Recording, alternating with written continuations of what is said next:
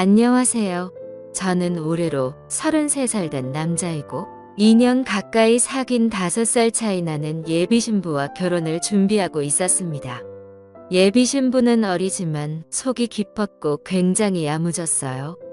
각설하고 저와 예비신부 스펙을 말씀드리자면 저는 공대로 유명한 서울의 H대학을 나왔고 누구나 들어본 대기업의 대리로 있습니다. 연봉은 5천 정도 되고 연말에 상여금까지 받으면 5천 넘게 받고 있어요. 그리고 예비신부는 수도권대학 졸업하고 2년 동안 공무원 시험 준비하다 26살에 취직을 해서 지금은 중소기업 사원으로 회사를 다니고 연봉 3천만 원 정도 받고 있습니다. 그리고 저는 8천만 원 정도 저금해두었고 예비신부는 1천만 원 정도 저금을 해두었더라고요. 더 자세히 쓰고 싶지만 혹시나 절 알아보는 사람이 있을까 뭉뚱그려 얘기하는 점 양해 부탁드립니다.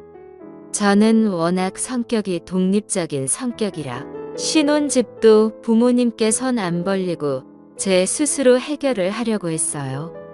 저희 부모님 또한 제가 20살이 되자마자 용돈을 끊으셨고 자립적으로 살라고 하셨죠. 그래서 결혼할 때도 부모님께 의지를 하지 않고 준비하려고 했어요.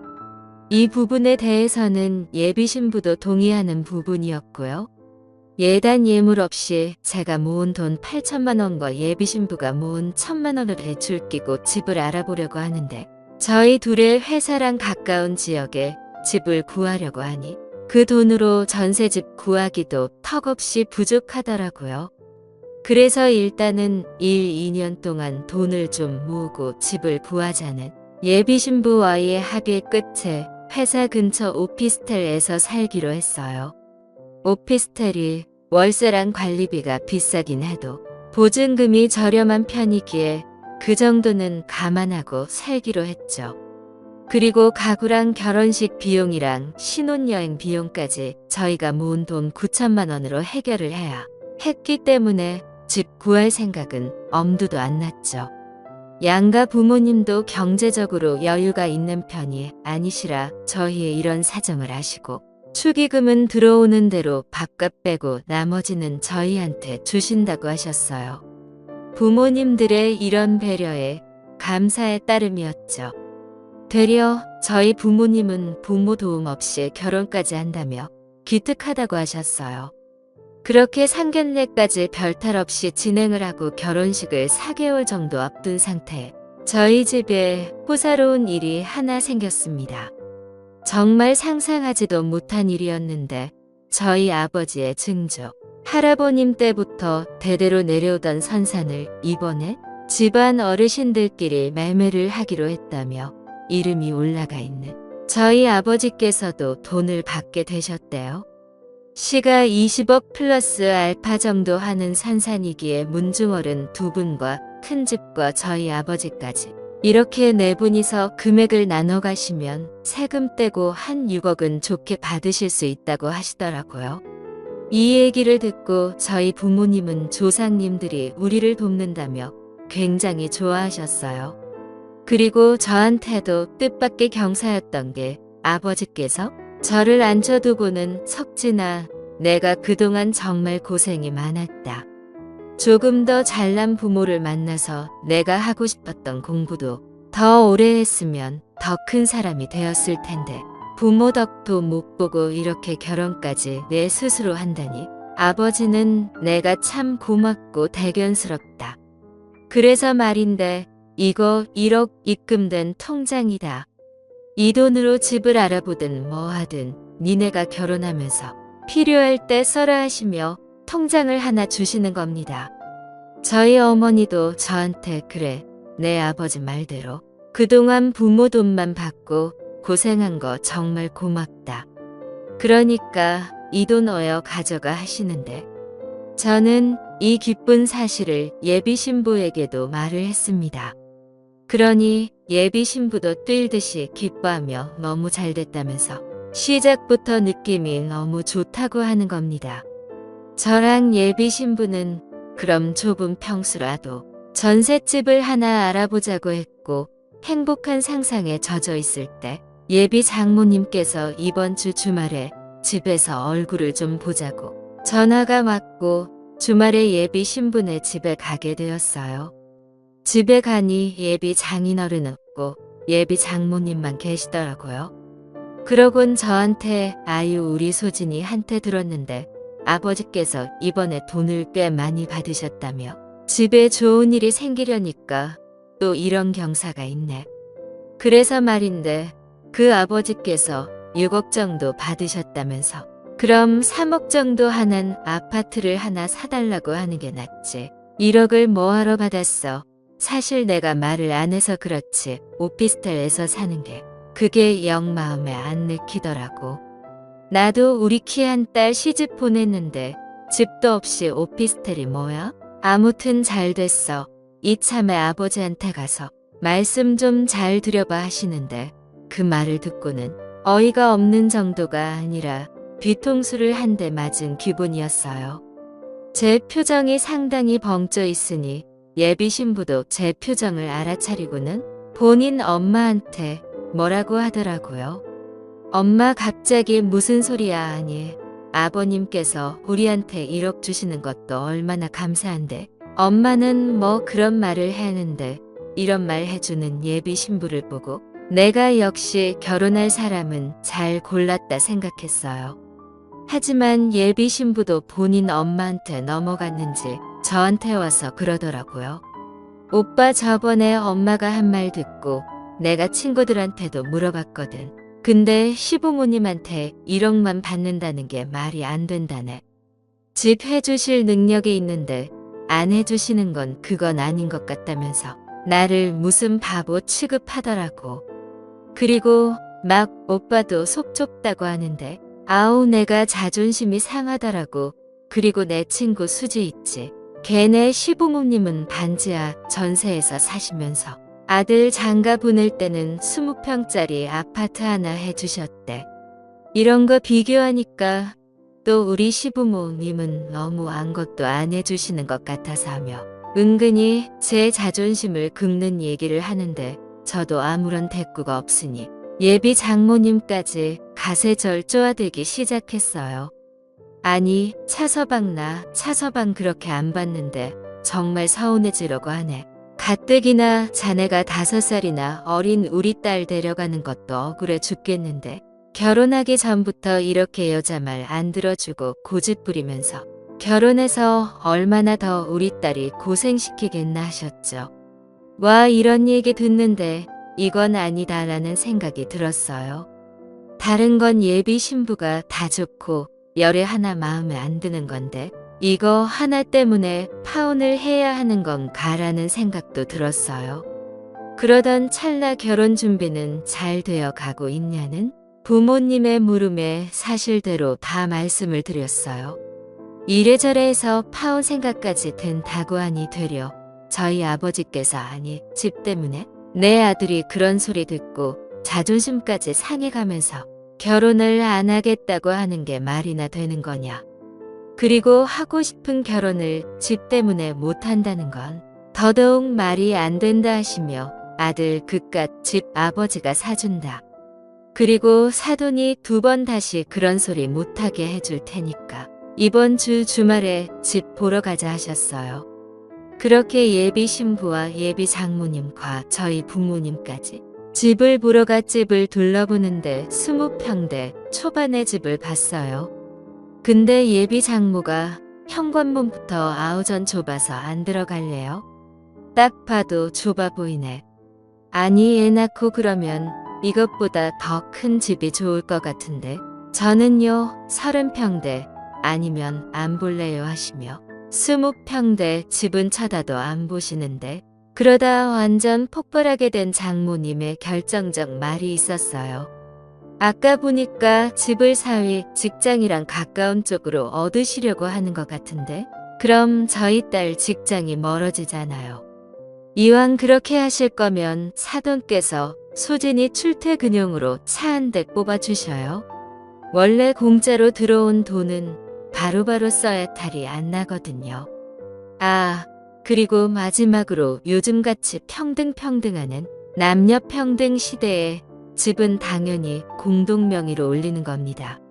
하며 실실 웃으시는데 전 그 모습을 보고 완전 폭발했고 저희 부모님께 그만 가시자고 했어요. 저는 뒤도 안 돌아보고 예비 장모님한테 인사도 안 드리고 곧장 차 타고 집에 갔어요. 그러니 예비 신부는 사태 파악 아예 전혀 못하고 저한테 전화를 걸어 난리를 치는데 오빠 지금 뭐 하는 거야? 아니 지금 나랑 우리 엄마 무시해. 어떻게 그런 식으로 갈 수가 있어? 그깟 집 하나 사준다. 고 지금 갑질하는 거야. 진짜 어이가 없어서 할 말이 없네. 지금 우리 엄마 난리 났어. 나보고 당장 이 결혼하지 말라고 하는데 오빠 이제 어쩔 거야. 아, 결혼하지 말라고 하셔. 잘 됐네. 나도 지금 막 결혼식장에 예약 취소한다고 전화하려던 참이었거든. 일일이 내가 다 취소하면 힘드니까 스튜디오랑 여행사는 내가 전화해서 취소야. 남녀 평등 시대 아니냐 일도 똑같이 해야지 하며 전화 끊어버리고 차단했습니다. 그러니 예비 신부 그제서야 심각성을 알고 본인 엄마 데리고 저희 집에 찾아왔어요. 그리고 저를 붙잡고 도대체 왜 그러냐고 하는데 오빠 왜 그래? 오빠 이런 사람 아니잖아. 혹시 결혼하기 전에 온다는 우울증 같은 거야. 나랑 엄마가 집 얘기하는 게 그렇게 치사했어. 내가 어떻게 하면 화 풀릴 거야. 나랑 엄마랑 무릎이라도 꿇어야지 풀리는 거야 하는데 여전히 제 탓만 하고 상황 파악을 전혀 못하더라고요. 그래서 이 속물들한테 아주 상세히 하나씩 다 짚어가며 말을 해주었습니다. 소진아, 내가 하나씩 다 따져주면서 말해줄게. 너나 너희 어머니나 사람이 돈 앞에서 이렇게 달라지면 안 되지. 아님, 원래 이런 사람들이었어. 봐봐. 맨 처음에 너나 나나 부모님 도움 못 받고 결혼해야 하는 상황이었을 때 그때 너 집 얘기 한 번도 안 했지. 근데 우리 아버지가 돈이 생기셔서 1억을 주신다고 하네.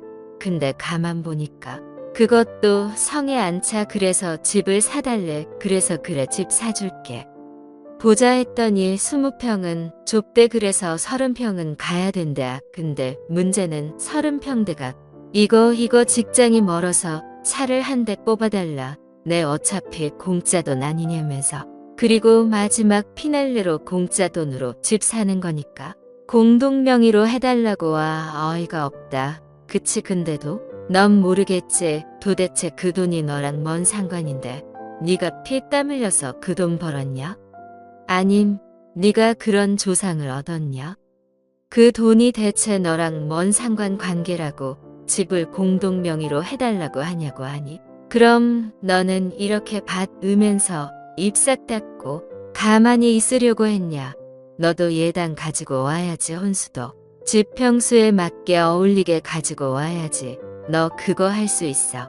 아님 어머님이 해주실 수 있으세요 하니? 울그락불그락하는 표정만 지으시며 씩씩대고 계셨어요. 저는 그런 예비 장모님께 촌철살인 날렸습니다. 소진이 너나 어머님이나? 결국 당신들은 그 돈 몇 푼 때문에 저라는 사람을 놓친 거예요. 사람 나고 돈 났지. 돈 나고 사람 난 거 그거 아니잖아요. 저는 소진이가 이렇게까지 멍청한 여잔 줄은 몰랐어요. 하긴 되려 다행이네요. 소진이가 이런 사람인 걸 알게 돼서 그냥 저희 깔끔하게 파혼할게요 하니 예비 신부는 그제서야 울며불며 오빠 이게 다 내 뜻이 아니라 엄마가 하라는 대로 하래서 그런 거야. 엄마도 반성 많이 한대. 내가 평생 오빠 같은 사람을 어떻게 만나겠어. 내가 잠깐 미쳤나 봐. 내가 우울증이었나 봐. 그러니까 한 번만 다시 생각해주면 안 돼. 아 그래? 차사방 내가 쓸데없이 이상한 아집을 부렸네. 얘가 이런 게 다 나 때문이니까 나를 원망해. 우리 딸은 아무런 잘못이 없어 하시는데 저는 정중히 안녕히 가시라고 문까지 열어서 문 앞에서 가실 때까지 기다리고 있었어요. 그러니 예비 신부는 바닥에 딱 붙어서 울고불고 안 된다는데 저도 예비 신부 손끝 하나 안 건들고 갈 때까지 문 열고 문 밖에서 서 있었습니다. 그리고 나서 이 두 사람과 완전히 연을 끊기 위해 예비 신부와 관련된 모든 사람들의 번호를 싹 다 지웠고 핸드폰 번호까지 바꿨습니다. 청첩장까지 다 돌린 상황이라 친척이나 주변 지인분들이나 회사 동료들에게 사과 말씀드리고 결혼식 취소됐다고 일일이 얘기하며 위신이 많이 깎이고 있지만 저런 여자랑 결혼하는 것보다 몇만 배 더 낫다고 생각이 듭니다. 지금은 파혼의 안 좋은 기억을 잊으려고 더 열심히 일하고 일부러 더 크게 웃고 더 밝게 지내고 있어요. 가끔 저를 보며 괜찮냐고 하시는 분들이 있을 정도로 과하게 행복한 척하고 있습니다. 파혼하면 마음이 홀가분해질 줄 알았는데 이런 후유증이 저한테도 굉장히 세게 남았나 봐요. 하지만 언젠간 좋은 사람 만나서 결혼하고 행복한 가정 꾸리고 싶네요. 제 보잘것없는 파혼 얘기 들어주셔서 감사하고 다들 건강 조심하시길 바랍니다. 감사합니다. 다음 사연입니다. 안녕하세요. 저희 집은 위로 오빠 1명 아래로 남동생 1명 그리고 둘째 딸 저 이렇게 구성되어 있습니다. 부모님은 맞벌이 2분 다 사업하셔서 매우 바쁘셔요. 그래도 화목한 가정이고 엄마 아빠는 결혼 25년 차지만 여보 자기야는 신혼이십니다. 오빠는 학교 근처에서 자취하는 의대생이고 저는 집 근처 대학교 통학하며 대학교 다니고 있습니다. 동생은 기숙사 고등학교 2학년이고 내년에 3학년입니다. 엄마가 너무 바쁘셔서 집안일을 못하시니까 저희 어릴 때부터 파출부 쓰셨는데 늘 해주시던 할머니께서 몸도 안 좋고 고향으로 가셔야 해서 제가 고3일 때 일해주시는 분이 바뀌었던 게 문제의 시작이었습니다. 사실 집을 아예 맡기는 일이고 밥도 다 해주시는 거라서 엄마는 신중하게 선택하셨습니다. 엄마 고등학교 후배 중에 집안 사정이 어렵고 엄마랑 오랜 친분이 있는 분이 일해주시기로 하셨어요. 나이는 엄마보다 1살 어리시고 슬아의 자녀들이 있는데 첫째는 제 동생이랑 동갑인 여자아이고 둘째인 남자애는 중2라고 하더군요. 아주머니는 성격이 꼼꼼하시고 음식도 나름 맛있게 해서 제가 좋아했어요. 엄마가 바빠서 저를 제대로 못 챙겨주신 탓에 엄마 품이 늘 그립곤 했는데 아주머니가 온 이후로는 집에 엄마가 계신 것 같았습니다. 전에 계시던 할머니는 진짜 좋은 분이셔서 아직도 연락하고 손주처럼 찾아뵙고 하지만 그분과는 다른 느낌으로 좋았어요. 그래서 숫기 없는 제가 먼저 다가서서 막 말 걸고 그랬어요. 밥 먹을 땐 가만히 앉아있는 거 예의 아닌 것 같아서 수저놓고 밥 벗어놓고 반찬 꺼내고 이런 자잘한 것들 제가 했습니다. 가끔 빨래 많으면 같이 개는 거 도와드리고 집에 강아지 키우는데 강아지까지 맡는 건 예의 아닌 것 같아서 강아지 관련 일은 제가 다 했습니다. 변소 치우고 오줌 패드 가르고 먹이고 치우고 등등 이런 일은 제가 했습니다. 또 제가 늘 누군가가 치워주는 습관이 있어서 사실 정리정돈 잘 못하는 거 인정합니다. 그래서 제 드레스룸이나 화장대는 손대지 마시라고 바닥 청소만 해달라고 그랬어요. 뭐 여튼 그렇게 살았습니다. 고3 땐 기숙사 고등학교라서 늘 학교에 있느라 못했지만 수능 끝나고 방학에 집에 있으면 위에서 말한 건 최소한 제가 했어요. 그래야 저도 그분도 안 불편할 것 같았습니다. 이렇게 보면 아무 문제 없는데 처음으로 문제가 생겼던 건 그분이 일한 지 한 6개월 정도 넘었을 때였는데 제가 수능 끝나고 친구들이랑 논다고 나갔다가 약속이 하나가 취소돼서 저녁 먹을 쯤 들어왔어요. 그분한테도 오늘 놀다 오느라 늦을 거라 연락했던 터라 그분은 제가 일찍 올 줄은 꿈에도 몰랐나 봐요. 제가 현관에 들어오니까 화들짝 놀라더군요. 뭐지? 하고 제 방으로 들어갔는데 웬걸 중이인 둘째 아들이 제 침대에 누워서 자고 있는 거예요. 제가 유난이라고 생각하나요? 제가 완전 놀라서 소리 질렀습니다. 처음엔 그 집 아들인 줄은 생각도 못했고 웬 남자가 제 침대에 제 베개와 이불을 덮고 누워 있으니까요. 아주머니가 오시더니 애가 아파서 오늘 데리고 있었다고 재울 침대가 필요해서 좀 썼다고 그랬어요. 굳이 왜 동생이나 오빠 방 놔두고 제 방을 썼냐고 물으니까 제 방이 제일 따뜻하고 온순 매트가 깔려 있어서 그랬대요. 사실이긴 해요.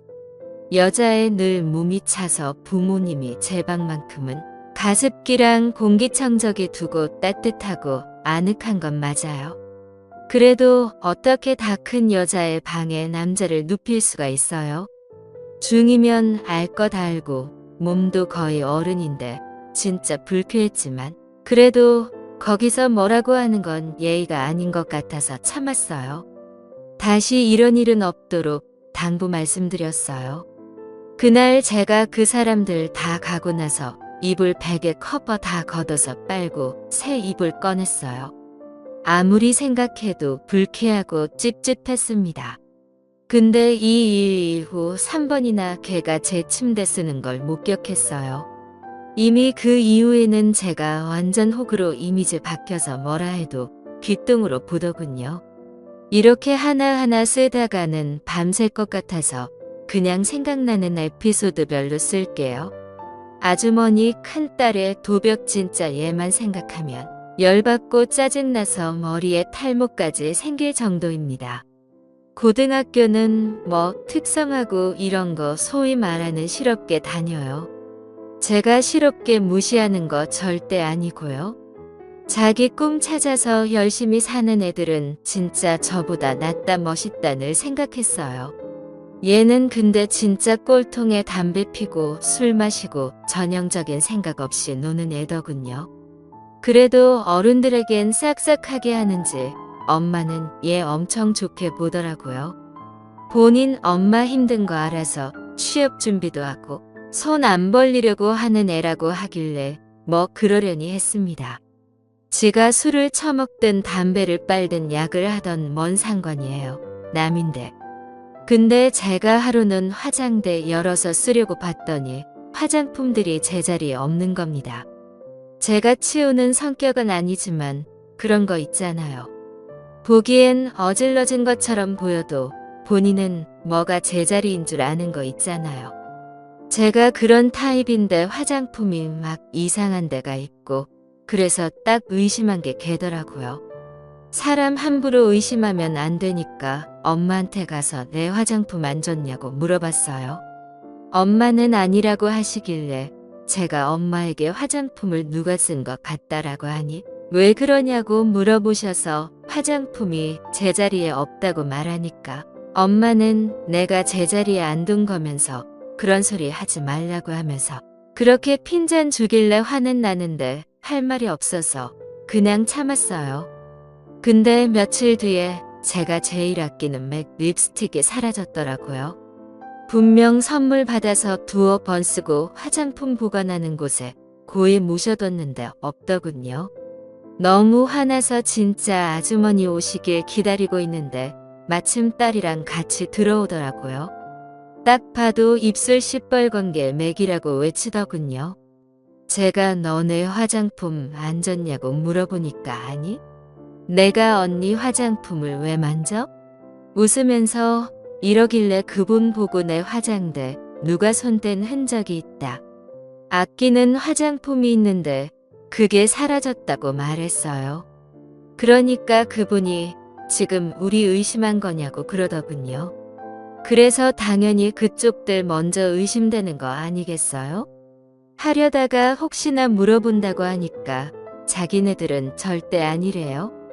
그래서 그냥 참을까 하다가 내가 뭐 바보도 아니고 맥도 아깝고 해서 그 딸을 보고 네 지금 바른 립스틱 제품 좀 보여줄래? 아무리 봐도 색상이랑 내가 사라진 화장품이랑 비슷해서 그래. 하니까 완전 얼굴 시뻘개지면서 어떻게 그럴 수 있어? 아니라는 말 못 알아먹었어? 라면서 큰 소리를 치더군요. 옆에서 아주머니도 같이 아무리 집이 어려워도 남의 거 손대고 그러지는 않는다고 내 딸한테 사과해라. 뭐 이런 식으로 나왔어요. 어이가 없어서 제가 웬만하면 안 그러는데 말도 심하게 하고 해서 화가 나서 그의 옷 주머니를 손으로 뒤졌어요. 그랬더니 맥 립스틱이 딱 집히더라고요. 그걸 짚는과 동시에 걔가 뭐 하는 짓이냐며 절 밀쳤어요. 전 복도 벽에 머리랑 그늘 3개 박고 머리에 혹도 났어요. 눈물이 나더라고요. 머리에 어지러운 거 붙잡고 손에 든 맥 보여주면서 이거 뭐냐고 내 거 아니냐고 따졌어요. 그러니까 아무 말 못하고 휙 나가버리더라고요. 아주머니가 홀면서 꼭 그렇게까지 해야겠냐고 소리를 지르고 나갔어요. 뭐죠? 여기서 제가 뭘 잘못했나요? 그걸 아빠한테 얘기했어요. 아빠가 노발대발하면서 당장 파출부 바꾸라고 엄마한테 그랬어요. 엄마도 이건 아니다 싶었는지 그만두라고 했었나 봐요. 그분이 오셔서 엄마 아빠한테 울면서 사정했대요. 큰딸애가 애정 결핍이 있어서 아빠 사랑을 못 받고 자라서 도벽기가 있대요. 애가 제 방 보면서 부러운 마음에 엄마한테 사달라 소리도 못하고 하나 슬쩍 했다네요. 다시는 큰애 집에 안 들일 테니까 봐달라고. 자기 일 못하면 새 식구 밖으로 나앉아야 한다고 그러더군요. 마음 약한 우리 부모님은 다 용서해 주시고 심지어 그 딸 옷 사주면서 돈 쥐어주고 보냈대요. 근데 웃긴 건 그 아주머니 태도가 그 이후로 싹 바뀌었어요. 다음으로 집안일 시키기인데 그날 이후로 제가 혼자 저녁 먹는 날이면 말 안 하면 밥 안 차려줘요. 은근히 일 시키고요. 예를 들어 빨래 같은 거 시간도 많은데 좀 와서 개달라고 그러고 제가 혼자 있으면 완전 개짜증 부리면서 일하세요. 나름 그분한텐 여기도 직장이나 다름없는데 제가 사회생활 아직 안 해봐서 그런데 직장에서 막 자기 할 일 시키고 온 욕과 짜증 다 말하면서 일하나요?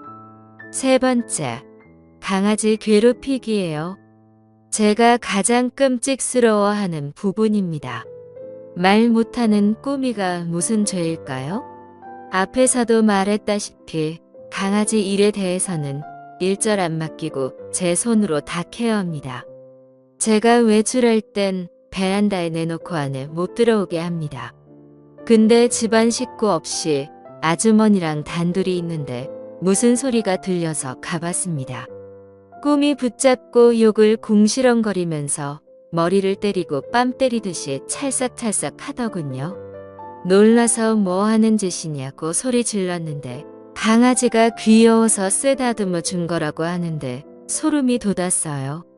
꾸미가 그때부터 잘 가리던 대소변을 못 가려요.